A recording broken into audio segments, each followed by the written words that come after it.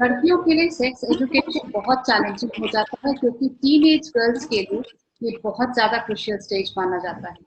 Educating them about sex life needs a lot of patience rather than just speaking. अगर हम sex education की बात करें तो कई हद तक माँ बाप जो होते हैं वो गर्ल्स को या बॉयज को एक्सप्लेन करने में कई बार काफ़ी हिचकिच जाते हैं और परेशानी महसूस करते हैं कि किस तरह से उन्हें समझाया जाए। लेकिन समय के साथ ये बहुत ज़रूरी है कि उनको एक ऐसा प्लेटफ़ॉर्म दिया जाए, जहाँ वो खुलकर अपनी बातों को एक्सप्रेस कर सकें। इससे पहले कि वे अपने दोस्तों, मैगज़ीन्स या इंटरनेट से इन बातों के बारे में नॉलेज गेन करें, ये ज़्यादा ज़रूरी है कि उन्हें राइट इन्फॉर्मेशन, राइट सोर्सेज़ से पता चले। क्योंकि ये उनके सेक्सुअल बिहेवियर को इन्फ्लुएंस करता है और काफ़ी हद तक एक पॉज़िटिव हेल्थ इम्पैक्ट डालता है टीनेजर्स पे। ये जो सेक्सुअल बिहेवियर के बहुत सारे जो नेगेटिव इम्पैक्ट्स होते हैं, आउटकम्स होते हैं, उनको भी रिड्यूस करने में मदद करता है, जैसे अनवांटेड या अनप्लान्ड प्रेगनेंसी हो गई। एक नेशनल सर्वे फैमिली ग्रोथ का है, जिसका कुछ डेटा मैं शेयर करना चाहूंगी। ज्यादातर टीनेजर्स 18 साल से पहले ही फॉर्मल सेक्स एजुकेशन रिसीव कर चुके होते हैं, जिसमें करीब 96% फीमेल्स है और 97 यानी 97% मेल टीनेजर्स हैं। मेल टीनेजर्स की अपेक्षा फीमेल टीनेजर्स को उनके हाई स्कूल में ही बर्थ कंट्रोल मेथड से वाकिफ करा दिया जाता है, that is around 47% compared with 38%। Younger male teenagers के कंपैरेटिवली जो फीमेल टीनेजर्स होती है वो अपने पेरेंट्स से सेक्स और बर्थ कंट्रोल के बारे में बात खुल के कर पा रही होती हैं मेल के तुलना में। We are going to learn some more about this topic from our experts today in this Bindas Bowl episode. Hi, I'm Smita Kumar. I'm the co-founder of MediCircle and also your host today for this chat show, Bindas Bowl. Sex education for teenage girls. Every Thursday, we do this show with Dr. Kumar Kamble. He's a sexologist and he's also an addiction specialist. Along with that, today we have another panelist who's Dr. Vinita Paul. She's an obstetrician and gynecologist. Dr. Vinita के पास करीब 25 सालों का experience है. She is trained at AIMS New Delhi. Proxy के member होने के साथ साथ वो एक्टिवली इन्वॉल्व है adolescent healthcare, especially sex education of high school children. He is currently working in Fortis Healthcare, Bellevue Clinic, and Bhagirathi Mishra Women and Child Care Center. Hi, Dr. Kumar, and welcome, Dr. Vinita, to Bindas Bowl. Good evening, Smita ji. Good evening. Hello, ma'am. Hello. तो चर्चा की शुरुआत में doctor Paul आपसे जानना चाहूंगी कि sex education कैसे पुबर्टी और रिप्रोडक्शन के बारे में बेटर नॉलेज प्रमोट करता है। या स्मिता, ये एक बहुत ही निग्लेक्टेड टॉपिक है हमारे देश में। हालांकि अगर देखा जाए तो लाइफ स्किल एजुकेशन बोल के स्कूल लेवल पे ये काफ़ी हद तक हाई स्कूल लेवल क्लास 8, 9, 10 से शुरू होके दे हैव स्टार्टेड। ऐसा नहीं है कि गवर्नमेंट की इंटेंशंस नहीं है, बट अनफॉर्चुनेटली सब जगह बहुत अच्छी तरह से इसको ये किया जा रहा है। मैंने whether the knowledge is being imparted, that is doubtful, because ये टॉपिक थोड़ा सा सेंसिटिव है, थोड़ा सा जिसमें टीचर्स भी हेजिटेट करते हैं इसको you know to bridge the gap, and parents of course they assume that teacher school जा रहे हैं तो टीचर्स का रिस्पॉन्सिबिलिटी है, वो लोग सिखाएंगे। सो somehow I think this is very unfortunate, पर हालांकि सब्जेक्ट है, अपॉर्चुनिटी है, एंड फिर भी निग्लेक्टेड है। ज़रूरी है, करना चाहिए, क्योंकि अनवांटेड प्रेगनेंसी के कारण आज भी हम लोग के यहाँ पे सेप्टिक अबॉर्शन से पूरी कंट्री की बात करते हैं।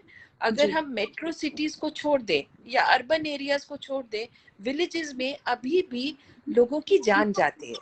आप ये सोचो, एक अनवांटेड प्रेगनेंसी हुई और एक छोटी बच्ची 14-15 साल की बच्ची की एक हॉरिबल मेथड से अबॉर्शन करने के कारण उसकी जान चली जाती है सेप्टिसीमिया होके। This is not uncommon, and that is the unfortunate part. We're talking of approximately 7% of maternal mortality is due to septic abortions. So unfortunate. Doctor अभी बहुत सारे ये ऑडियंस रिलेटेड क्वेश्चंस भी आ रहे हैं, बिकॉज कई बार ये जो गर्ल्स होती हैं वो खुल के, जैसे आपने बताया ना, वो टीचर्स से एक्सप्लेनेशन मांग पाती है, ना उन्हें पेरेंट्स भी इसमें खुल के एक्सप्लेन कर पाते हैं। तो एक ऑडियंस का क्वेश्चन हमारे पास है कि लेस्बियन सेक्स कितना नॉर्मल है ऑपोजिट जेंडर सेक्स की comparison. No, this is very normal. ये प्रश्न भी नॉर्मल है और उसका आंसर भी यही है कि ये नॉर्मल है, बिकॉज अभी के लिए हम लोग we are living in times which are definitely changing, and law अलग चीज है। मैं लॉ पे नहीं जा रही क्योंकि it's under the process. I don't think it has totally been eradicated, that जेल पे नहीं भेजेंगे, उसके अलावा कोई चेंज नहीं हुआ है। बट ये प्रोसेस है, धीरे धीरे होगा, क्योंकि society is in the flux now. अभी बहुत कुछ चेंज हो रहा है। और जहां तक लेस्बियन सेक्स है, anybody same gender, weather it is homosexuality और लेस्बियन, दोनों को नॉर्मल माना जाना चाहिए। बहुत पहले इसको कहा जाता था इट्स अ डिजीज, यानी कि it is abnormal and they would try to treat. Now that is not the situation, इसको नॉर्मल ही माना जाएगा।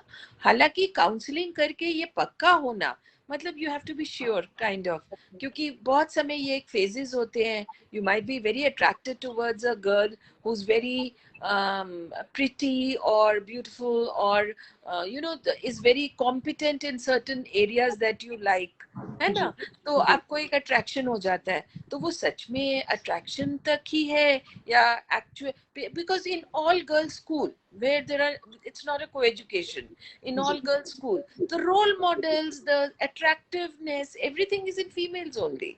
तो ऐसा हो सकता है कि वो अपने आप को लेस्बियन सोच रहे हैं, लेकिन सच में है कि नहीं है। काउंसलिंग की शायद जरूरत मुझे जरूर लगती है, पर इसको एबनॉर्मल नहीं बोलेंगे। बिल्कुल। डॉक्टर कुमार कामरे, आपसे एक क्वेश्चन है कि सेक्स एजुकेशन जो है एक लड़की और एक माँ के रिश्ते को कैसे मजबूत बनाता है, क्योंकि कई बार जो गर्ल्स मदर होती है वो कई बार ये चीजों को एक्सप्लेन करने में बेटर पोजीशन पे रहती है कंपैरेटिव टू अ फादर, लेकिन जैसे जैसे टाइम चेंज हो रहा है लड़कियां खुल के अपने पिता से भी, जैसे सैनिटरी नैपकिन की बात हो गई, पीरियड्स के पेन की बात हो गई, खुल के बातें कर पाते हैं। फिर भी अगर सेक्स एजुकेशन मदर की तरफ से लड़की को मिल रहा होता है, तो ये कैसे उनके जो रिलेशनशिप है उसको और स्ट्रॉन्ग कर सकता है? सबसे पहले तो सेक्स एजुकेशन लड़कियों के लिए अलग है और लड़कों के लिए अलग है, ऐसा नहीं है, ये दोनों के लिए सेम है। तो इसी तरह जैसे हम कहते हैं कि ये सब्जेक्ट दोनों के लिए सेम है, तो इसको सब्जेक्ट का नॉलेज देने वाले भी सेम हो सकते हैं, मम्मी भी हो सकती है, पापा भी हो सकते हैं। तो पहले मम्मी पापा को नॉलेज होनी जरूरी है, तो वो सही तरीके से चीजें सिखाएंगे। उनके नजरिए सही है तो वो सही नजरिए अपने बच्चों में भी इम्प्लांट करेंगे। और सिंस फीमेल बॉडी में जो बदलाव आते हैं, जैसे मेंस्ट्रुएशन शुरू हो रहा है, माहवारी शुरू हो रही है, तो इसके बारे में मैं किससे बात करूं? तो जिसको ये हो सकता है उससे शायद ज्यादा बेहतर तरीके से समझ सकूं, इसलिए शायद लड़कियां मम्मी से पूछ सकती है। So mother daughter relationship in the sense menstruation के बारे में कैसे क्या किस तरह से हाइजीन रखी जानी चाहिए, क्या करना चाहिए, क्या सही है क्या गलत है, इसके बारे में जो है वो शायद आसानी लगती है फीमेल्स को मम्मी से पूछने के लिए, बड़ी सिस्टर से पूछने के लिए।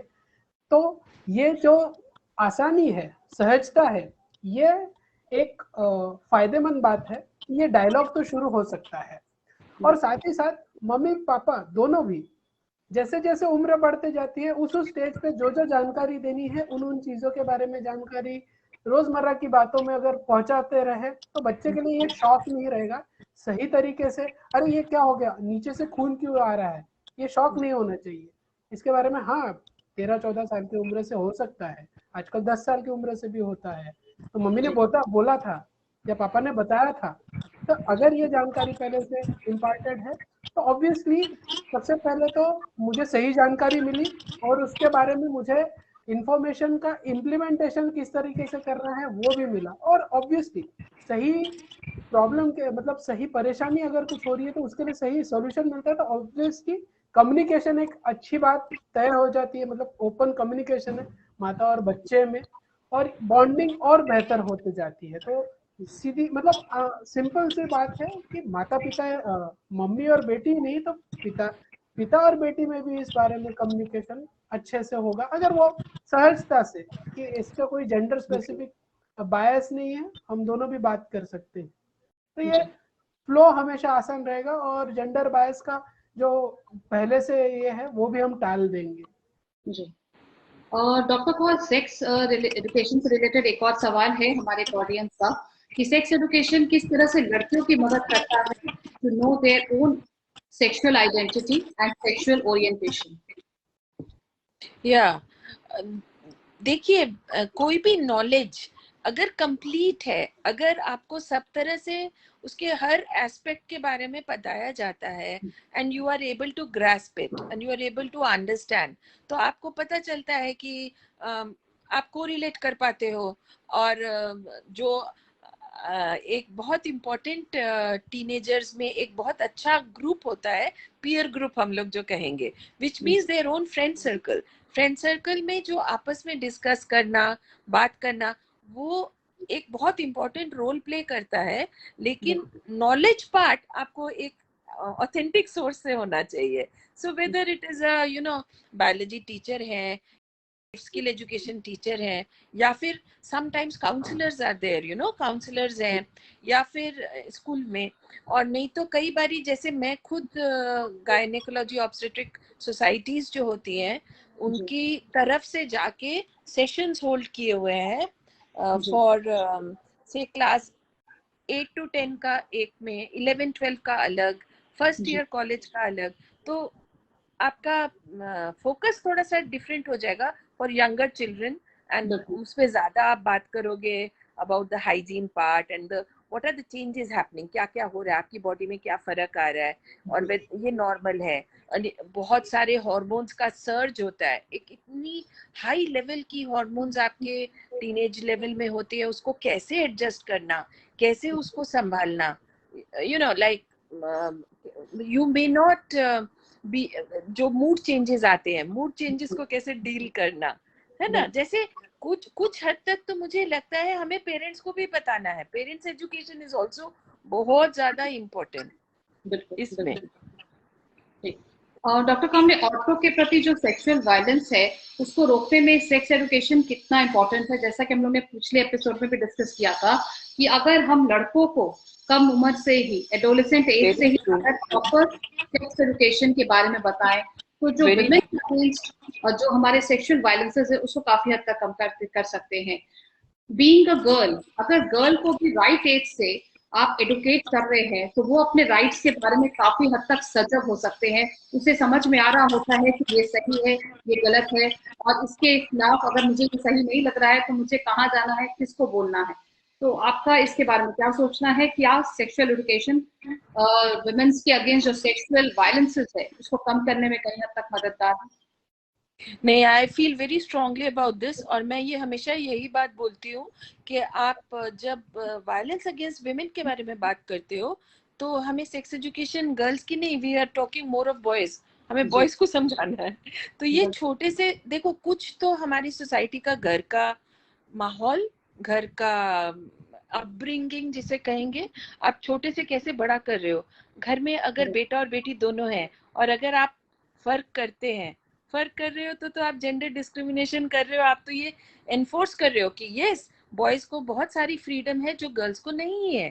तो ये चीज तो एक्चुअली घर से शुरू होती है, फिर जाके स्कूल, फिर जाके टीचर, बहुत दूर की बात है। तो अगर घर में ही हमें ये सीख, एंड और एक चीज है मैं बताऊं, बहुत समय कुछ दिखाना नहीं पड़ता, कुछ you are not suppose to, मतलब माता पिता का आपस का interrelationship, that itself is a role model.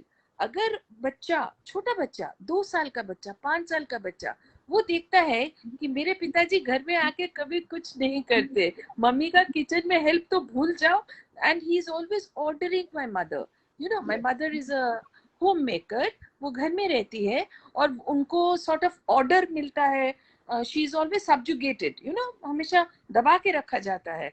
तो ये बहुत गलत, and sometimes domestic violence.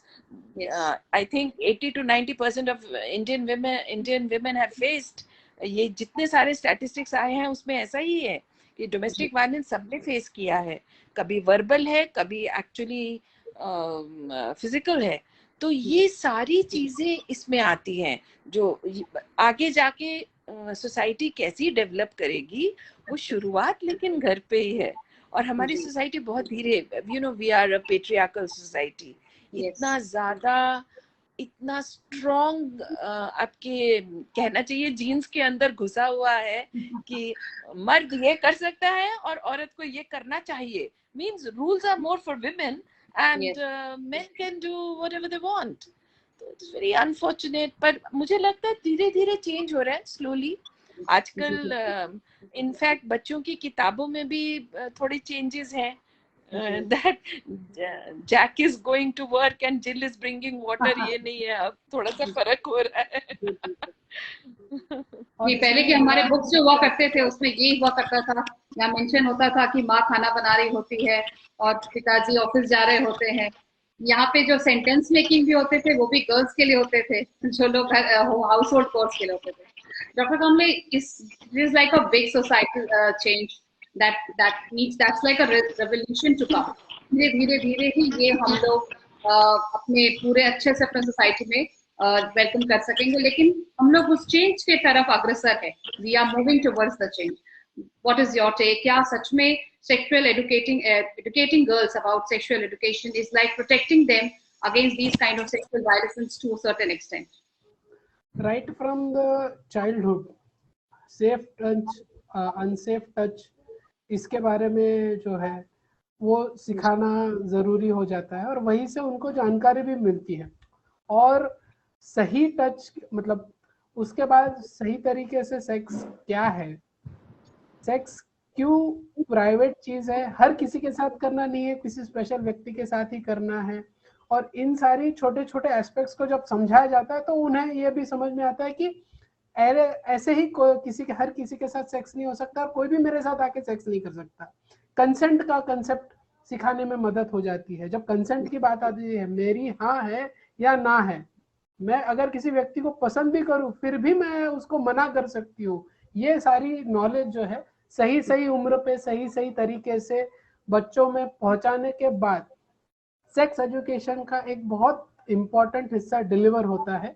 और जिस वजह से अनवांटेड सेक्सुअल कॉन्टैक्ट्स को टालने की कोशिश बहुत बेहतर तरीके से की जा सकती है, क्योंकि girls will be more aware कि okay I am not ready for this और आई डोंट वांट दिस, तो वो उसे मना कर सकती है। और उसे ये भी पता होना चाहिए कि उसके पास हक है मना करने का। She has the right to say no, she can say no, it is her right. So ये राइट है, ये जरूरी कन्वे करना जरूरी है। तो ये सेक्स एजुकेशन के जरिए हम पहुंचाते हैं, that will help a lot। Doctor Paul, यहाँ पे being an obs and gynaec doctor, आपका बहुत सारा एक्सपीरियंस बहुत ही वैल्यूएबल है इस शो के लिए, क्योंकि आप ऐसे पेशेंट्स को भी देख रहे हैं जो काफी टीनेज पेशेंट्स हैं जो अनवांटेड प्रेगनेंसी से जूझ रहे होते हैं, वो आपको अप्रोच कर रहे थे। So you are like witnessing actually the current trends, what is happening and where the society is heading. So this next question is for you कि क्या teenage pregnancy and abortion, ये जो भी हो रहा होता है, कई बार कम उम्र की लड़कियों में काफी हद तक एबॉर्शन के केसेस देखे जा रहे होते हैं, इसके कारण क्या है और इसे हम लोग कैसे प्रिवेंट कर सकते हैं? नहीं, ये एक बहुत सिंपल सी बात है जो किसी किसी टाइम पे चाहे पेरेंट्स चाहे टीचर्स सेक्स एजुकेशन को इग्नोर करना बोलो या प्रोटेस्ट अगेंस्ट, मतलब हमें नहीं चाहिए, नहीं करना चाहिए, आप हमारे बच्चों को बिगाड़ रहे हो, you know this is one of the things they से कि आप बच्चों को बिगाड़ रहे हो। ये बहुत गलत कॉन्सेप्ट है। जैसे सेक्स एजुकेशन दी जाती है तो ये मतलब डॉक्यूमेंटेड है, ये बहुत सारे जर्नल्स की रिपोर्ट्स है और ये पता चल चुका है ऑल ओवर द वर्ल्ड कि अगर आप सेक्स एजुकेशन देते हो तो the age of first sexual contact पीछे जाता है, means you don't do it early. Sex first time जो करना है वो 12-13 साल की उम्र में नहीं करके 16-17 साल की उम्र में करोगे, अगर आप सेक्स एजुकेशन आपको स्कूल में मिली है तो। So this is something which part of that is of course contraception. So एक सबसे बड़ी बात है आज के लिए इतनी सारी सेक्सुअली ट्रांसमिटेड इन्फेक्शंस भी हैं, तो हम ये क्यों भूल जाएं? Pregnancy is one aspect, yes it is an unwanted pregnancy जो टीनेजर में हो गई, और उसके अलावा भी बहुत कुछ है। HIV भी हो सकता है, कोई और सेक्सुअली ट्रांसमिटेड इन्फेक्शन, गोनोरिया हो सकता है, कुछ और हो सकता है। हाँ, तो ये चीजें बच्चों को समझाना और उससे प्रोटेक्शन कैसे लेनी है, और प्रोटेक्ट करने के लिए you have the right to ask the partner to wear a condom, and also you have the right to have sex, both, दोनों। क्यों नहीं? माने इन्फॉर्म्ड कंसेंट, ये कि तुम्हें हक है ना बोलने का, लेकिन तुम्हें हक है, अगर एक्सपेरिमेंटेशन नहीं बोल रही मैं कि जस्ट टू एक्सपेरिमेंट वैसा नहीं, लेकिन yes if you are intimately involve with a person and feel 16-year-old 18-year-old, वो एडल्ट की 21 साल नहीं है, ये तो इनमें ऑलरेडी सारी चेंजेस, बॉडी चेंजेस आ चुकी है। ये अगर सेक्स की तरफ जाते हैं म्यूचुअल कंसेंट के साथ, तो कुछ गलत नहीं। It's not marriage. I mean, people have this weird idea. Shadi, what do you call it? First night, and huge propaganda about it. Virgin. तो लड़के को क्यों virgin नहीं होना चाहिए? लड़की को क्यों virgin होना चाहिए? So these are the questions we have to ask. ये society में ये बहुत सारी changes expected है. I'm hoping things will work out. लेकिन ऐसे हम सेक्स एजुकेशन की बात कर रहे हैं, वैसे ही contraception which will help to protect not only unwanted pregnancy but also sexually transmitted infections. I'm very serious about this. और अनफॉर्चुनेट पता क्या है, कितनी बार तो इंसेस्ट होता है। इंसेस्ट हम तब बोलते हैं जब घर के अंदर, घर के family members somebody known to you, it may be related, it may be a far off relation, they are taking advantage of a young girl. Yes. And also young boy, even young boys are also facing sexual exploitation. सिर्फ लड़की का थोड़ी होता है, उनका भी होता है। तो ये मतलब हम लोग एक बहुत हिपोक्रिटिकल सोसाइटी है। हम लोग छुपाते हैं, एक चादर से ढक दो, बिलो द सब कुछ हो रहा है, तो बोलते नहीं है। इंसेस्ट को कोई बोलेगा नहीं, कोई क्या कहना चाहिए, कंप्लेन करने के लिए पुलिस तो बहुत दूर की बात है, किसी काउंसलर तक के पास नहीं जाना चाहेंगे, विच इज सो अनफॉर्चुनेट। ये हमारी सोसाइटी है। इसी में हम लोग अगर बहुत भी परिवर्तन लाते हैं तो शायद आगे की जनरेशन के लिए तो अच्छा है। यहाँ एक ऑडियंस क्वेश्चन लेना चाहूंगी डॉक्टर पॉल की, बॉडी इमेज है या सेक्सुअलिटी में क्या कनेक्शन है? Body image for the girls, specially because this is a programme about girls, उनको जो एक वो फोर्सफुली फेड पहले से by media, by all kinds of media, print media, television and social media, इतना प्रेशर है, हे भगवान, हेयर ऐसे होनी चाहिए, स्किन ऐसी होनी चाहिए, नेल्स ऐसे होने चाहिए, ब्रेस्ट इतनी बड़ी होनी चाहिए, इतनी छोटी होनी चाहिए, क्या गुड गॉड, मतलब आदमी का सेल्फ कॉन्फिडेंस कैसे डेवलप करेगा?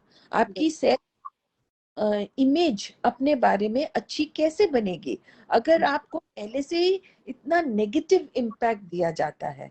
तो ये ऑल्सो इन सेक्सुअलिटी देन, अगर आप अपने आप को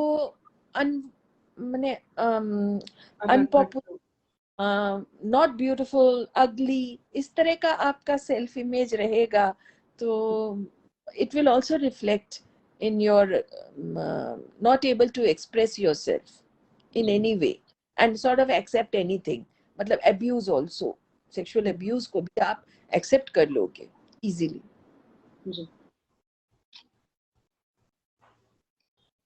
डॉक्टर कुमार, लड़कों की तुलना में लड़कियों को जो सेक्सुअली एडुकेट किया जाता है, कई बार उन्हें बहुत बेटर तरीके से इन्फॉर्म किया जाता है, स्पेशली बाय फैमिली।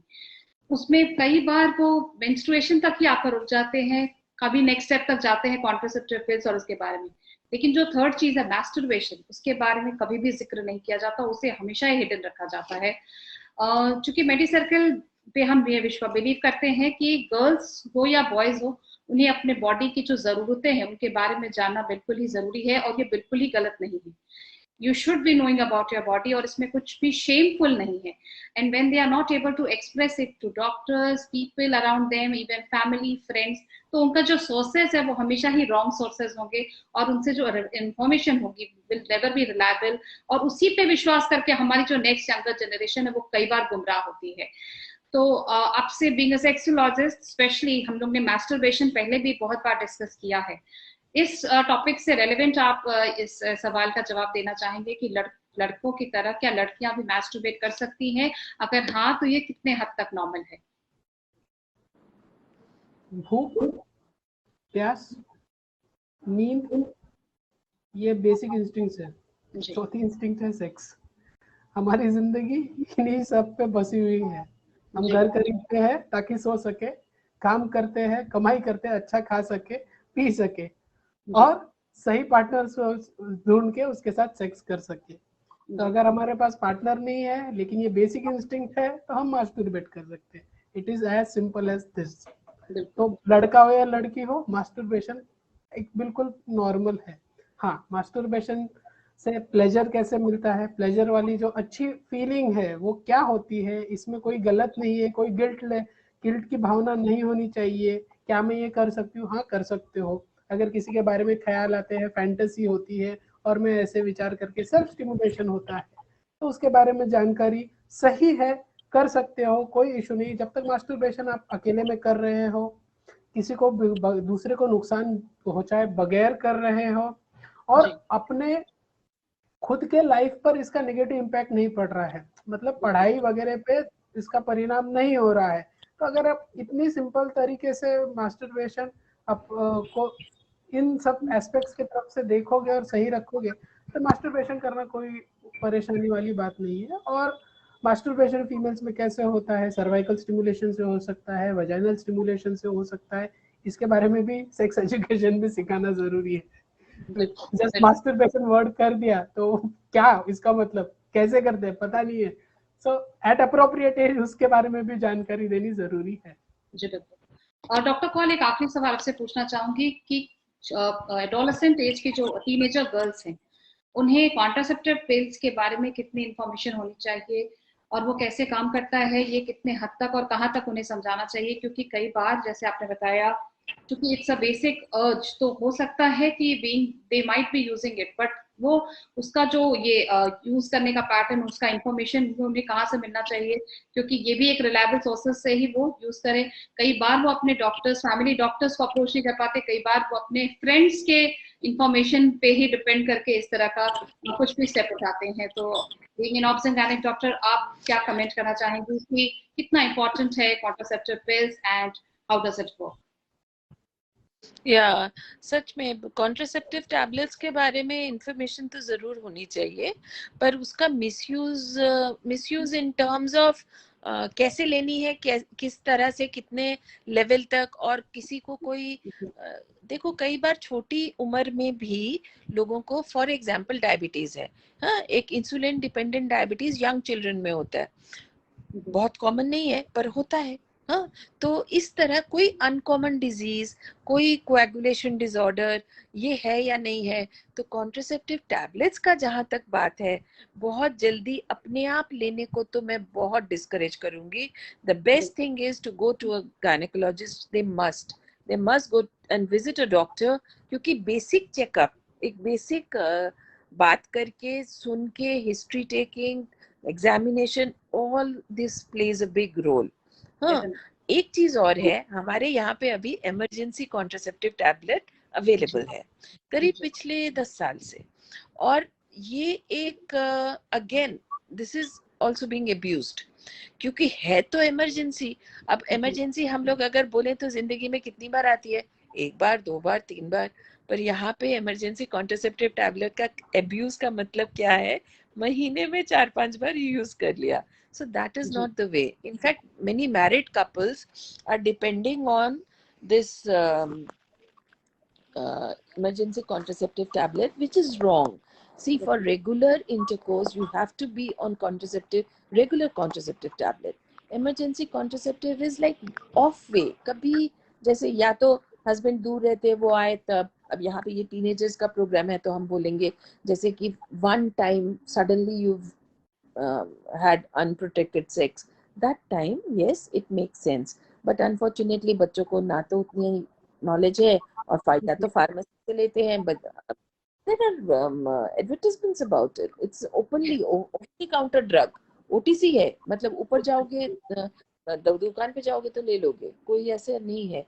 बट थोड़ा सा उसके बारे में इंफॉर्मेशन होना, थोड़ा सा डॉक्टर की सलाह लेके सही ढंग से लेना, that is all, because it should be, the knowledge should be there, but it has to be given through a proper source. बस वही है. Definitely. So what message would you like to give, Dr. Vinita, to all those who are watching, especially young teenage girls, about their sexual life, their sexual education in this important pedestal of their life? Yeah, to all the teenagers, be absolutely confident about yourself. कभी ऐसे नहीं सोचो कि तुम्हें कोई force करेगा या तुमसे कोई it's a give and take kind of thing, like okay, I will love you only if you allow me to touch you. Sorry, that's not love. तो ये चीजें थोड़ा सा दिमाग में रखो. उसके अलावा your sexuality is your own. Don't look for validation. तो वैलिडेट किसी और से कराना है ऐसा नहीं है. अपने ऊपर कॉन्फिडेंस रखो and please please do visit a doctor. कुछ भी प्रॉब्लम हो, कुछ भी हो, प्रीएम्प्शन इज बेटर. मतलब प्रिवेंट करो, पहले से पता करो, प्रीएम्प्ट द प्रॉब्लम. तो प्रॉब्लम आने से पहले अगर आप डिस्कस कर लो, फिर कोई स्टेप लो, तो शायद ज्यादा अच्छा है. And try to treat your elder sister, mother, cousin, anybody, take them to confidence. अगर घर में माहौल है कि बहुत स्ट्रिक्ट है, बहुत मतलब एकदम आपको लगता है कि आपकी बात नहीं समझेंगे, तो टीचर में there will be a young teacher who herself has gone through your stage, तो वो आपकी बात समझेंगे. आप किसी यंग टीचर के साथ आप डिस्कस कर सकते हो, क्यों नहीं. जरूर बात करो, लेकिन tablets they are hormones after all. इससे पहले डॉक्टर से मिलना जरूरी है. Dr. Kamble, what would you like to give a message? Simple message is know your body, know what is normal, ask what is abnormal, and अपने doubts बिल्कुल बिंदास solve कीजिए, जानकारी लीजिए. अगर नहीं लगता है कि सही इंफॉर्मेशन सोर्स नहीं मिल रहा है तो एक डॉक्टर से जाके सीधे सीधे पूछ सकते हो. कोई डॉक्टर मना नहीं करने वाला है आपको इन सारी जानकारियों के बारे में. अपने सवाल जरूर पूछिए, जानकारी लेना और अपने सवालों का जवाब सही ढूंढना. जैसे जैसे उम्र बढ़ते जाएगी, आप जैसे जो भी डाउट्स आते हैं बिल्कुल मन खोल के बात कीजिए. आप जितना खुलकर इसके बारे में बात करोगे, आप उतना ही कंफर्टेबल हो अपने इस एक एस्पेक्ट ऑफ पर्सनैलिटी, सेक्सुअलिटी के इस एस्पेक्ट के मामले में. And that will liberate you from the shackles of the society जो हमारी पेट्रियार्कल सोसाइटी ने हम पे डाले. और आपको भी एज अ ग्रोइंग अडल्ट आपके लिए बहुत जरूरी है, क्योंकि आप भी आगे चलकर एक अडल्ट और फिर आगे चल के you will be a role model to somebody. So this process starts today, not that day. Very true, very true. Very true. So thank you so much, Dr. Vinita and Dr. Kumar Kamble, for joining us on Bindas Bowl, for especially for sexual education on with girls, because कई बार हम ये सोच करके बात नहीं करते कि क्या ये सही होगा या गलत होगा, लेकिन आपको शायद पता नहीं कि कई बार बच्चे कई सारे सोर्सेस से बहुत सारी इंफॉर्मेशन पहले ही इकट्ठा करके रखते हैं. And let's talk openly about sex with our children, because it is the first source of information should be definitely your parents, and then you should be stepping out of your family. और जो जैसा doctor Vinita ने बहुत ही सही बोला कि let's not get validation की जरूरत नहीं पड़नी चाहिए. Sexuality is your own. and जैसे डॉक्टर कुमार कामले ने बोला कि आप बिंदास किसी भी डॉक्टर को, ऑब्सेन गायनेक डॉक्टर या किसी को भी आप अप्रोच करें. सेक्सोलॉजिस्ट का नाम सुन के लोग थोड़ा घबरा जाते हैं, लेकिन उन्हें अप्रोच करें. क्यों? क्योंकि इतना तो है कि doctors would be never judging you. So they are not judgmental, so that they can help you with the best of ideas. Thank you once again for joining us and your important time given to us. Let's look, hoping the best for these societies to change, and we hope that the girls would be more and more educated with the sex education. Thank you once. Thank you, Smita. Thank you.